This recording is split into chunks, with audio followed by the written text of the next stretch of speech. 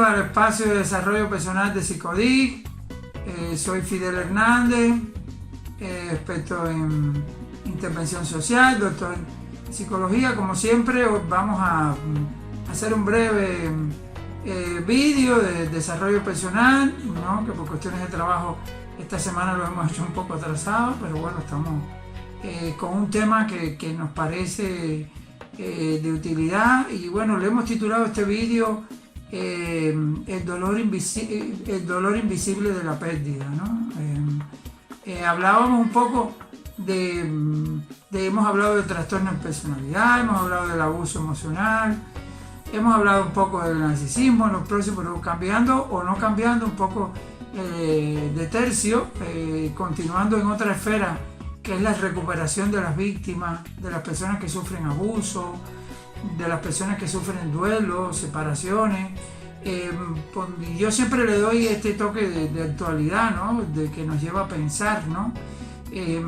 Esta semana, pues, en las noticias siempre que más asustan a la gente que me rodea, siempre en el tema de violencia de género, dos noticias que hace poco nos han conmovido, ¿no? Como una persona fuera de Madrid, en Galicia, ha asesinado a su mujer, a la hermana, a la madre, o sea, una cosa espantosa, ¿no? Y aquí en Madrid también una persona que se había separado de su pareja, una persona asesina a su mujer delante de los hijos, y siempre como uno, psicólogo, me dicen: doctor, ¿qué explica que esas personas hagan eso, más allá de los factores sociales, de los factores económicos? ¿Qué explica que alguien pueda en un momento determinado? ¿Qué estaba pasando en ese cerebro, ¿no? Y bueno, siempre hay explicaciones generales, ¿no? De que hay gente con trastorno de personalidad, pero hay muchas personas que cometen abuso, hay muchas personas que incluso han cometido un crimen si no son psicópatas, si no tienen trastornos de personalidad narcisista. En momentos determinados hay reacciones emocionales donde las personas pueden hacer cosas que no querían hacer. No sé si este es el caso, no estoy justificando nada, pero sí queríamos hablar de qué cosa cuando las personas se separan, cuando se te muere un familiar, cuando tienes que cambiar de trabajo, porque hay un profundo dolor que, si no siempre es gestionado, puede generar mucha cólera, ¿no? Mucha agresividad, mucha brutalidad. Y si las personas no saben gestionar ese dolor invisible que puede generar una separación, si no han aprendido a asumir las pérdidas, si no han aprendido a separarse, si no han aprendido que todos los seres humanos, desde que nacemos, estamos desprendiéndonos de cosas, y hay que aprender a desprenderse, hay que aprender a separarse, ¿no? Incluso cuando somos pequeñitos, la primera pérdida, el primer estrés, ¿verdad?, que tenemos, que nos lanzan de un medio acuoso, cómodo, ¿verdad?, donde estábamos tranquilitos, a la naturaleza, al ruido, al oxígeno, a respirar por nosotros mismos. Y por eso los niños gritan como un síntoma de salud.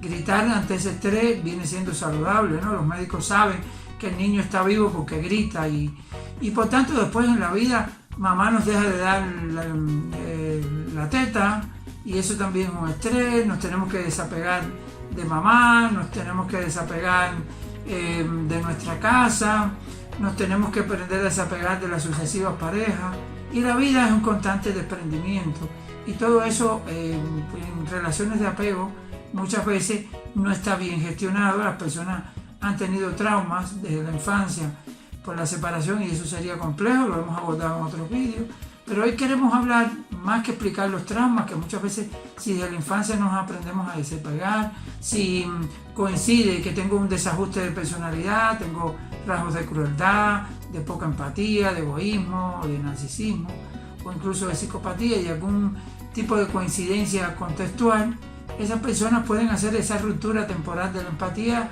y pueden enclavar, pueden quedarse en esa etapa de la cólera, de la ira, de la venganza, y muchas veces el cerebro no funciona. ¿Cómo funciona eso? La mayoría de las personas, si un día nos dicen que tenemos que irnos de una casa, terminar una relación, terminar un trabajo, la mayoría de las personas primero no entendemos qué pasa, ¿no? Lo negamos.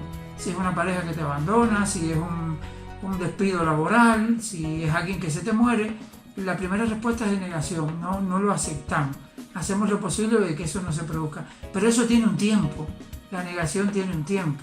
Yo siempre pongo el ejemplo que si nos damos con un martillo en un dedo y gritamos, eso, el grito es un síntoma de salud para que no nos sigan dando martillazos. Pero si a las 2 semanas alguien viene y tú sigues gritando por el martillazo, ya tu reacción no tiene nada que ver con el martillazo que has recibido. Por eso la negación tiene un tiempo, ¿verdad? Después vienen otros momentos donde la persona tiene una fase de cólera, de agresividad, ¿no? Que es la etapa del guerrero, ¿verdad? Que es la etapa del guerrero, de que uno está indignado porque no acepta esta separación, estás culpando a la otra parte.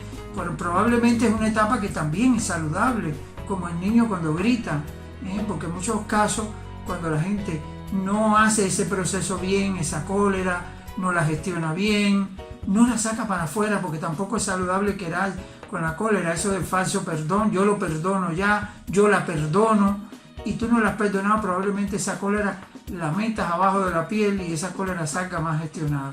Si eso coincide con un trastorno de personalidad, si eso coincide con un individuo cruel, si eso probablemente ahí se habla de un estrechamiento de conciencia de estos cerebros que está ocasionado por explicaciones fisiológicas, ¿verdad?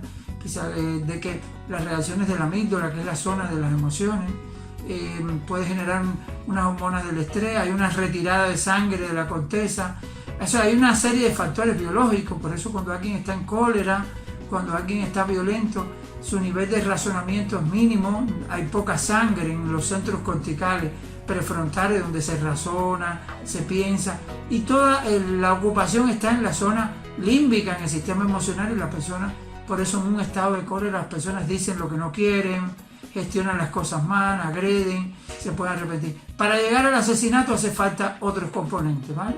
Hace falta otros componentes, pero yo hoy quería insistir en ese dolor que al final, toda esa cólera que nos gestiona el otro, porque quizás en este caso que veíamos de violencia de género aquí, la pareja lo había sacado hace 2 semanas de la casa, seguramente por algún motivo bastante razonable, pero si quizás esta persona no está gestionando bien el rechazo, el abandono, no se lo está explicando y probablemente no tenga tampoco asesoría, no tenga apoyo, y todo eso unido con un cóctel de otras circunstancias hace que la persona haga actos para los que se va a arrepentir, probablemente, si no es un psicópata, se va a arrepentir durante toda su vida, ¿no?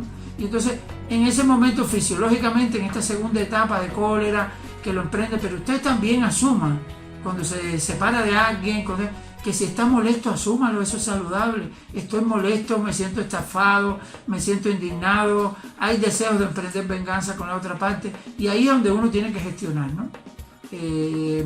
Como a veces la mejor venganza es no hacer venganza, es trabajar con uno. Y bueno, vienen otras fases de depresión, de tristeza, y ahí es donde vemos, y es el título de nosotros, el dolor invisible de la cólera. Teníamos una pareja en consulta y estaban súper agresivos, y cuando un poco empezamos a ver los miedos, ¿verdad?, que está detrás de esa agresividad que yo tengo con el otro, porque yo agredo al otro cuando me deja, yo agredo al otro porque en el fondo lo que hay detrás es una profunda tristeza, detrás de la cólera, detrás del odio, lo que hay es una profunda tristeza y un miedo a la pérdida, ¿no? Y cuando nos centramos en eso, en que detrás de esa rabia, detrás de ese odio, detrás de esa inconformidad porque en el trabajo nos echaron o porque la pareja ya no está, muchas veces hay un profundo dolor que hay que aprender a gestionar, que hay que aprender a drenar, a sacar de ahí, a no dejarlo enterrado en la piel, ¿no? Porque es una capita, es un disfraz que tiene siempre la tristeza. Y esta pareja que se estaban ofendiendo en consulta la semana pasada y diciendo cosas, cuando yo los llevé a los miedos, cuando yo los llevé a un poco a que hablaran los temores y las cosas que tenía, terminaron los dos llorando, ¿no? Y dije, ahora, cuando se fue la ira, cuando se fue, dimos paso a la tristeza, ahora ya podemos resolver el tema, ¿no? Y bueno, hasta que el individuo pasa a otra etapa, que es la aceptación, ¿verdad?, de esa realidad, empieza a elaborar, a darle un sentido, una explicación, y con la distancia las emociones ocupan otro lugar y el razonamiento hace que incluso uno ya sienta que algunas de las cosas que hizo en aquella etapa no tenían ningún sentido, ¿no? Pero bueno, lo que queremos es que todas las personas que nos están escuchando quizás aprendan, y eso es quizás la enseñanza, ¿no?, que detrás de esa ira, que detrás de la rabia, que detrás de la pérdida, que muchas veces detrás del miedo al abandono, detrás del miedo a la humillación, que le pasa mucho a los narcisistas. Los narcisistas si incluso ellos abandonando, muchas veces tienen miedo al ridículo, se esconden, se sienten humillados porque ya tú no cuentas con ellos. Detrás del miedo al rechazo, muchas veces eso genera comportamientos de mucha agresividad, de mucha tensión, de mucha cólera. Incluso las personas cuando se ponen agresivas en los autobuses, en los metros, pueden llegarse a pelear, y detrás de todo eso hay muchos sentimientos, ¿no? Incluso a veces de infelicidad, que son los que tenemos que contactar con ellos. Contactar con nuestra infelicidad nos hará menos agresivos y nos dará más posibilidad de poderla resolver. Bueno, yo creo que hasta aquí era un poquito este tema, ¿no? Que me habían preguntado un poquito qué está en la cabeza de estos trastornados que pueden matar mujeres, yo creo que es una situación difícil, que es una situación mundial, que en España se está dando, pero al final también habla de que los hombres quizás no están tampoco preparados en esta contemporaneidad para asumir, ¿no? El dolor de que los dejen, de la pérdida. Quizás las mujeres han ocupado otro lugar y quizás hay que seguir trabajando con eso, ¿no? Cuando las relaciones se acaban, cuando las cosas se acaban, hay que elaborarlo, hay que pasar todas las etapas, pero hay que seguir, y la vida no se acaba. Incluso nosotros en nuestra organización, que vamos a crecer, que nos vamos, probablemente tengamos que incluso para bien cambiar a otro lugar, porque necesitamos más espacio. Hasta los cambios buenos generan estrés. Para terminar, yo siempre decía en francés, era muy típico, decía que el único cambio que el hombre acepta gustoso es el del pañal. Los demás cambios siempre, hasta los buenos. Nosotros aquí estamos con nostalgia por ciertos cambios que tenemos que hacer, es por crecer, porque tenemos más personas, porque hay nuevos proyectos en este lugar, en todos los lugares, pues incluso eso nos estresa.